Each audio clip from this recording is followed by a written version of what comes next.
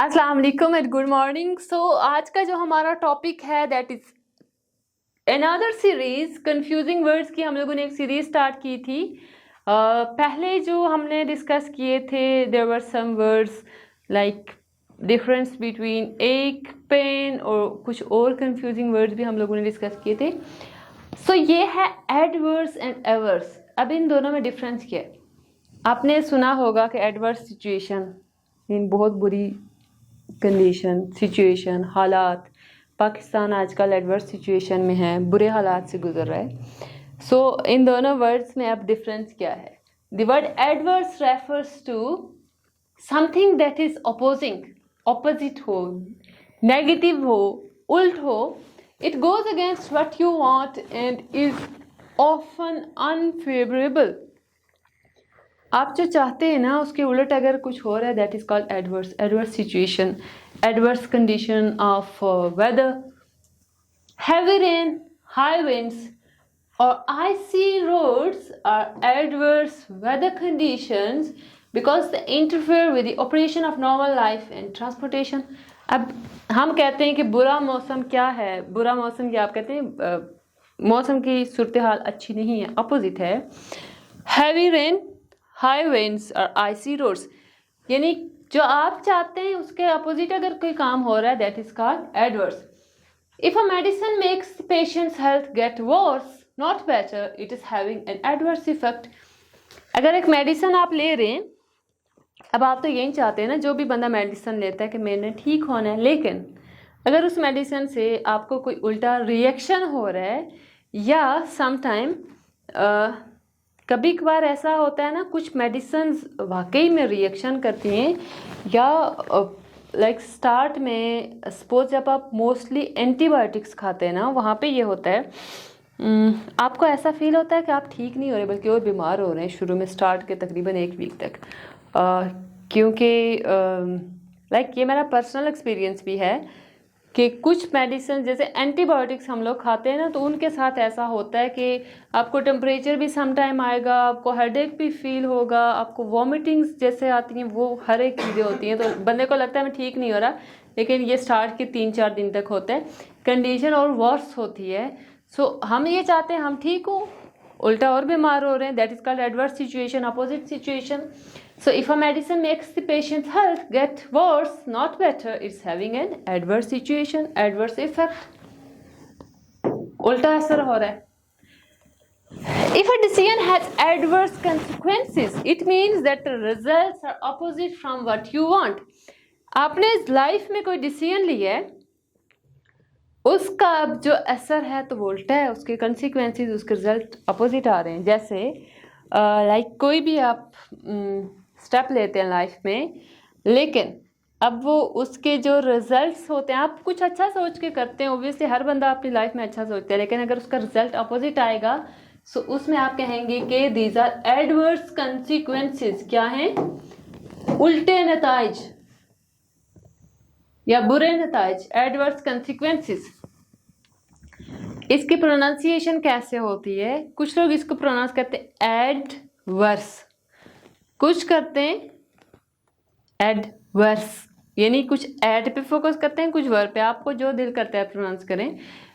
Exact pronunciation सीखनी है, go to Cambridge, British accent सुने, वहाँ पे अमेरिकन एक्सेंट सुने, कैम्ब्रिज डिक्शनरी इंस्टॉल कर ले मोबाइल में, ठीक है।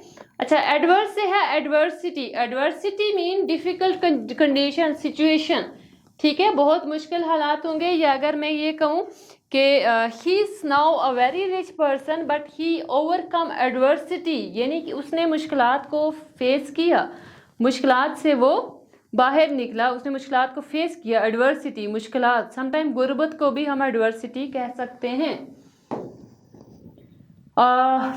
एवर्स, अब एवर्स क्या है? एवर्स, एडवर्सिटी तो मैंने बताया सिचुएशन, सिचुएशन अगर उल्टी हो जाती है।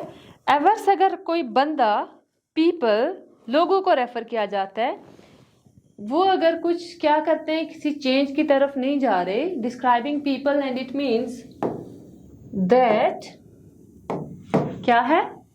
एवर्स क्या करता है? डिस्क्राइब। एडवर्स एंड एवर्स, ये याद रखना, दो डिफरेंट वर्ड्स है। Averse and it means the person is not willing to do something, कि कोई बंदा कोई काम नहीं करना चाह रहा. If your parents want everything to stay the same, they are averse to change. अगर आपके पेरेंट्स सोच रहे हैं कि घर में सारी चीज़ें, जहाँ पे टीवी पड़ा हुआ है, जहाँ पे लाइक रूम की सेटिंग कोई चेंज ना हो, इसका मतलब यह है कि वो क्या नहीं कर रहे, they are averse to change, यानी वो चेंज को लाइक नहीं करते. Same is the case with someone who doesn't think it's good idea to invest money in the stock market is averse to risk. Risk से वो डरता है, risk की तरफ नहीं जा रहा. अच्छा, अब जो अवर्स की नाउन फॉर्म है ना, दैट इज अवर्गन. एडवर्स की क्या थी? एडवर्सिटी. अवर्गन का मतलब क्या है कि is also refer to a strong like, dislike और unwillingness to do something. If you have aversion to, अच्छा जैसे हम कहते हैं ना हमको ये चीज़ नहीं पसंद, तो आप कह सकते हैं I have aversion to beans. मुझे बीन्स नहीं पसंद, नफरत है मुझे. I have aversion to this food. I have aversion to white clothes. I have aversion to black clothes. Second one is the difference between advice and advice. एक में है za sound, z जिसको बोलते हैं, दूसरे में है सा, advice, advice. ठीक है. अब जो वर्ड है ना advice, सी जिसमें प्रोनाउंस करते हैं, उसका ये है, इट मीन्स कि ये एक नाउन है. अब नाउन का फंक्शन क्या होता है? अगर मैं आपको कहूँ कि he gave me an advice, उसने मुझे एक नसीहत दी, एक नसीहत की. लेकिन वर्ब में ये कैसे यूज़ होगा कि वो मुझे नसीहत कर रहा है, अभी नसीहत कर रहा है, एक्शन परफॉर्म कर रहा है. This is just the basic difference between advice and advice. Pronunciation में भी डिफरेंस होगा. When you are talking about advice as a noun तो उसको बोलेंगे एडवाइस, और वर्ब होगा तो एडवाइस. दूसरी चीज़ ये है कि don't convert advice into plural, क्योंकि ये प्लूरल में कन्वर्ट नहीं होगा. दिस इज अनकाउंटेबल, ये अनकाउंटेबल है. अगर आपने प्लूरल में इसको कन्वर्ट करना है, आप क्या बोलेंगे? Pieces of advice. ये नहीं कहेंगे advices, pieces of advice. The consultant gave me 3 pieces of advice for my business. After that we have affect and effect. Affect, effect. आपको प्रोनाउंसिएशन तो समझ आ रही होगी ना, इसमें मेजर डिफरेंस के अफेक्ट, इफेक्ट. ओके, जो अफेक्ट है ये वर्ब है, इफेक्ट क्या है? This is a noun. Effect just असर, ठीक है, इस चीज़ का असर ये है. बट अफेक्ट क्या है?